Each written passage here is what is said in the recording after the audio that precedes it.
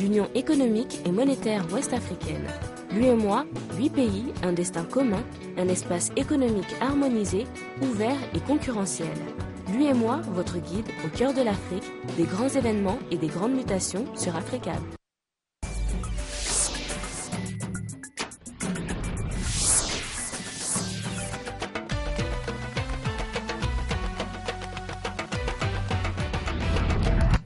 Merci d'être au rendez-vous de l'actualité sur Africable Télévision. Voici à présent les titres de ce journal.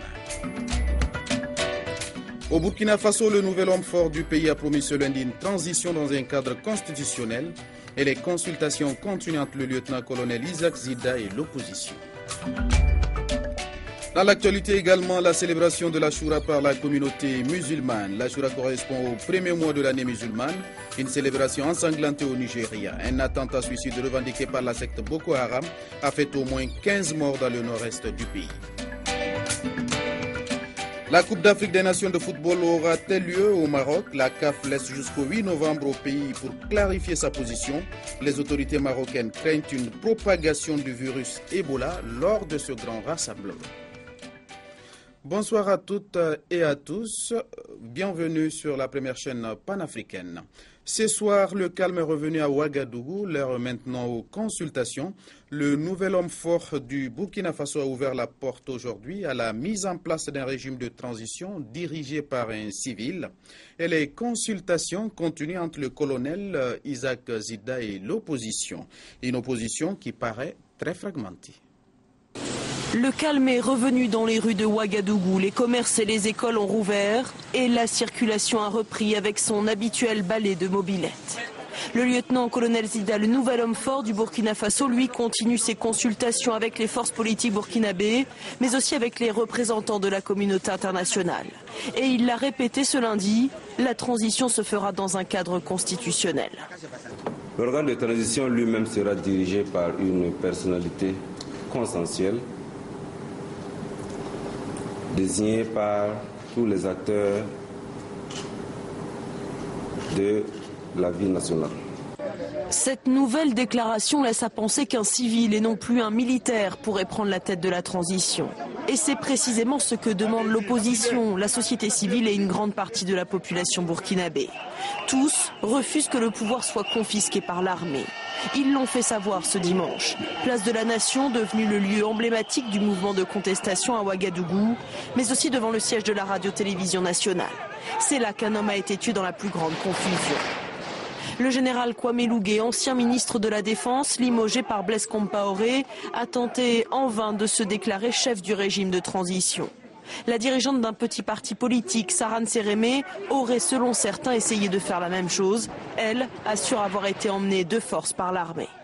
Aujourd'hui, les différents dirigeants de l'opposition se rencontrent à Ouagadougou avec un objectif qui semble compliqué à atteindre, montrer le visage d'une opposition organisée, capable d'assurer la transition sans l'armée. Dans l'actualité également, le Gabon, à l'appel du mouvement des syndicats publics, des centaines d'agents de l'État étaient en assemblée générale ce matin à Libreville. Ils sont décidés à faire grève aussi longtemps que le chef du gouvernement n'ouvrira pas le dialogue avec les partenaires sociaux en vue de discuter de l'amélioration de leurs conditions de vie et de travail. Plus de précisions sur le cahier de charge des syndicalistes avec Ismaël Obianzé à Libreville. Relèvement du point d'indice et du SMIC ou encore paiement de la prime d'incitation à la performance aux agents de l'État, voilà entre autres raisons qui motivent cette nouvelle sortie du MOSAP. Le mouvement des syndicats de l'administration publique se déchaîne sur le gouvernement qui l'appelle pourtant à la table de discussion pour lui faire respecter les engagements pris avec les partenaires sociaux. Ce que nous voulons aujourd'hui, c'est qu'on se retrouve autour d'une table et que le gouvernement nous dise exactement qu'est-ce qu'il en est des engagements du gouvernement, qu'est-ce qu'il en est des engagements du président de la République. Nous voulons savoir. Nous allons nous rapprocher avec nos organisations syndicales pour organiser en commun un certain nombre d'actions. Les actions du MOSAP sont à venir, mais rien n'est dit sur leur nature ni sur leur chronogramme parce que l'heure semble être grave. L'heure est vraiment grave parce que si les fonctionnaires sont conscients, ils doivent comprendre qu'à travers l'établissement, l'élaboration des fiches de présence pour l'évaluation de la PIP, c'est une autre forme de trêve sociale que le gouvernement est en train de mettre en place. Ça voudrait donc dire que les seuls critères importants qui comptent, c'est la présence au poste. Je ne peux même pas citer un autre critère. Il n'y a que la présence au poste. Alors, si vous n'êtes pas là régulièrement à votre poste, vous ne pouvez donc pas prétendre au bénéfice de la PIP. Vous comprenez cela? Donc, le gouvernement est en train d'amener les fonctionnaires gabonais à une trêve sociale qui ne dit pas son nom à travers la signature des fiches d'évaluation de la PIP. Et nous disons au gouvernement, stop. L'Assemblée générale du Mozap s'est achevée par une marche pacifique en direction des services de la primature, où les syndicalistes ont observé une pause de protestation. Ça sent la révolution dans l'air, sauf que Libreville n'est pas Bamako, encore moins Ouaga 2000. Religion maintenant avec la célébration de l'Achoura. À l'instar des autres pays du monde, le Mali a célébré le 10 Muharram. Ashura, dérivé de Ashara, qui signifie 10, correspond au premier mois de l'année musulmane. Outre les prières et le jeûne, la célébration de cette journée est aussi marquée par des visites de courtoisie entre proches parents. Plusieurs événements ont concouru à cette célébration au Mali. Écoutons à présent le ministre malien des Affaires religieuses et du culte. Je pense que l'Ashura c'est un moment intense de rappel et d'appel. L'Ashura nous rappelle ces moments très particuliers, pénibles de l'islam, et qu'il n'est pas opportun de revenir là-dessus. Et c'est aussi donc le lieu de lancer cet appel au nom du président de la République, Ibrahim Boubacar Keïta, qui est donc d'aller vers la haine de la haine, c'est-à-dire l'amour, pour que toujours nous perpétuions ce nouvel an de l'Hégire, non plus en la douleur que cela nous rappelle, mais pour que cela soit mu en des instances de rappel, d'instants de spiritualité, de pardon, d'amour, pour que plus jamais l'islam ne voit cette douleur et que l'islam retourne et revienne à sa source authentique, amour, paix, fraternité, respect du droit à la différence, triomphe de la spiritualité par la grâce d'Allah subhanahu wa ta'ala, et cela comme nous l'avons vu avec le prophète de l'islam Muhammad Rasulullah sallallahu alayhi wa sallam. Si dans les autres pays musulmans, cette journée a été célébrée avec faste, au Nigeria, un attentat suicide a fait au moins 15 morts dans le nord-est du pays. Une région souvent attaquée par les extrémistes de Boko Haram. L'explosion a retenti au cours d'une cérémonie dans l'état de Yobe.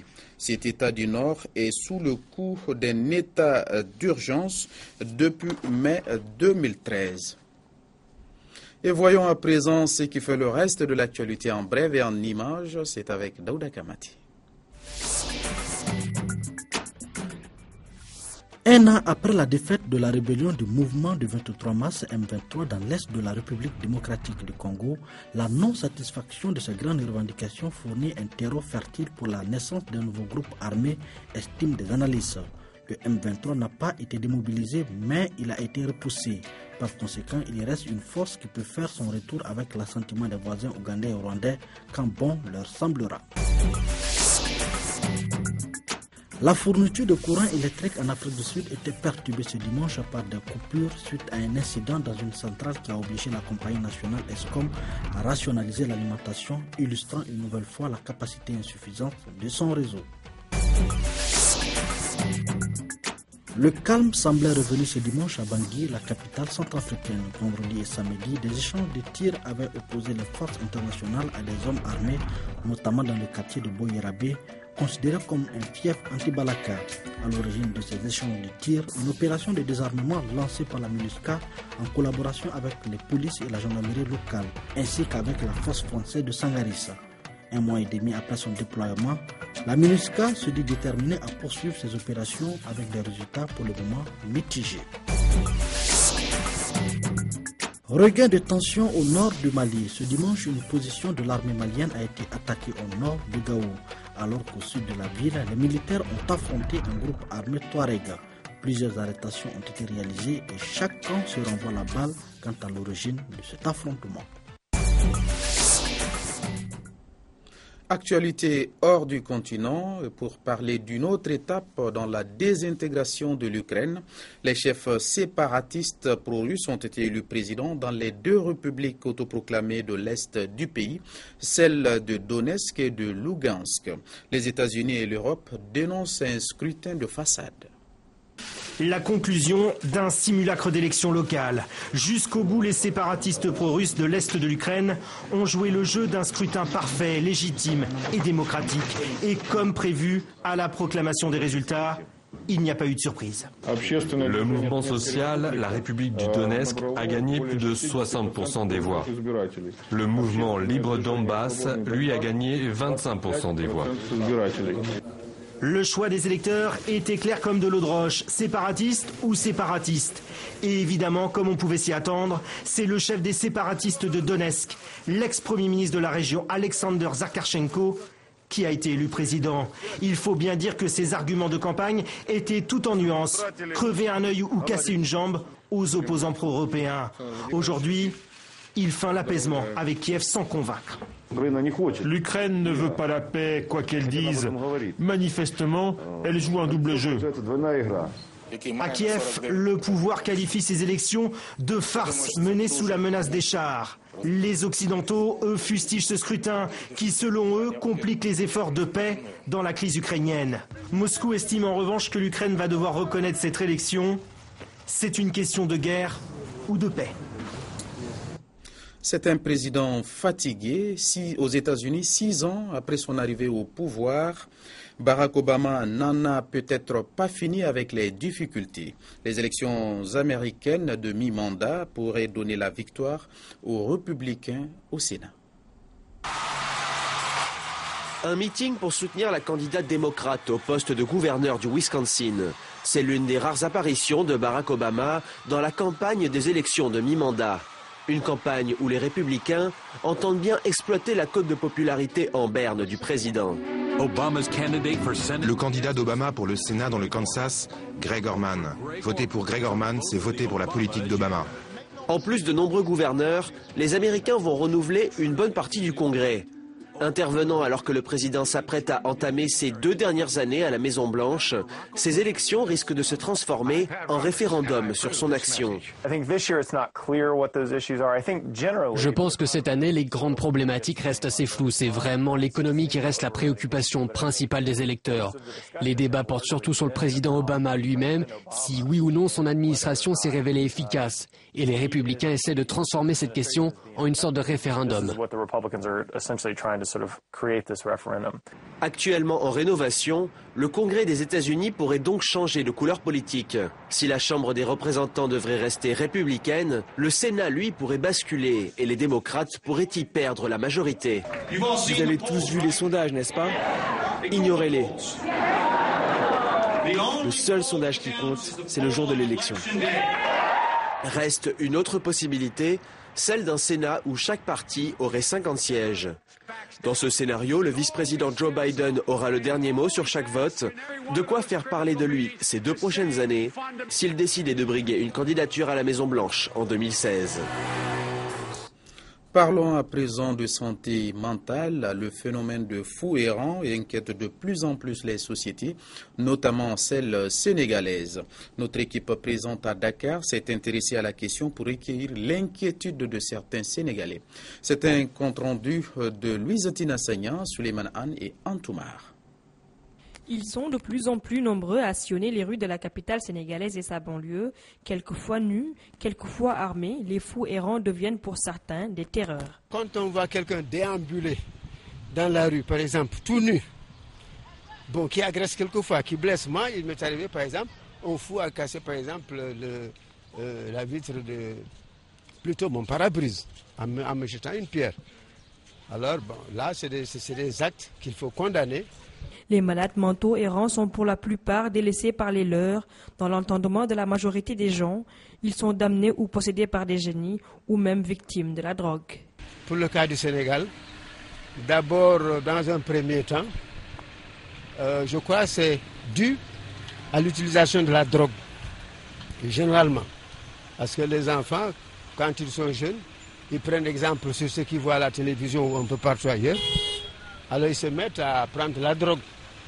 Alors finalement, ça abrutit l'homme. Et pour finir maintenant, il devient une loque humaine. Chose qui n'est pas normale. Bon, on peut accuser les parents au départ parce qu'il n'y a pas une surveillance au départ. S'il y avait une surveillance, je pense quand même que beaucoup de choses ne se produiraient pas. Malgré l'existence d'hôpitaux psychiatriques au Sénégal, le problème des fous errants reste présent. Les populations demandent ainsi plus d'assistance de la part des gouvernants. Ce que je demande au gouvernement, je ne sais pas, ou bien les confédérations, comme on dit, hein, d'essayer de se pencher sur ces gens des gens de fous errants, quoi, comme on dit, hein, d'essayer de les récupérer. Nul n'est mauvais. Dans la vie, nul n'est mauvais. Ça demande d'assister la personne, tu as vu, hein, d'essayer de le comprendre. Un fou, quand tu passes, il te frappe. Tu vois, moi, je vais consulter des chirurgiens. S'il m'a frappe à ce côté-là, peut-être j'aurai des difficultés. Tu as vu? Donc, il ne faut pas qu'on les laisse traîner comme ça, quoi. Il faut d'une part, l'État renforce les moyens d'assistance. Renforce, parce qu'il y a des éléments, des malades, ils sont hospitalisés pour 1 mois, 2 mois, on les fait sortir.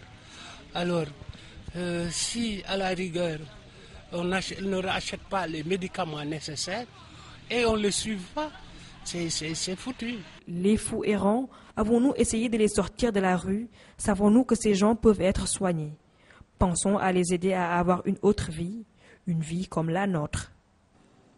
Après la santé mentale, parlons de sport et santé avant de refermer cette édition. La Coupe d'Afrique des Nations 2015 aura-t-elle lieu en janvier et février au Maroc? La CAF laisse jusqu'au 8 novembre au royaume chérifien pour clarifier sa position après avoir rencontré le gouvernement marocain ce lundi. Le pays avait demandé un report de la compétition. Les autorités marocaines craignent une propagation du virus Ebola lors de ce rassemblement. A priori, le Maroc s'est dit toujours prêt à accueillir la compétition, mais pas au mois de janvier. C'est tout pour cette édition. Merci à vous de l'avoir suivi et merci de votre attention. Restez avec nous, les programmes continuent.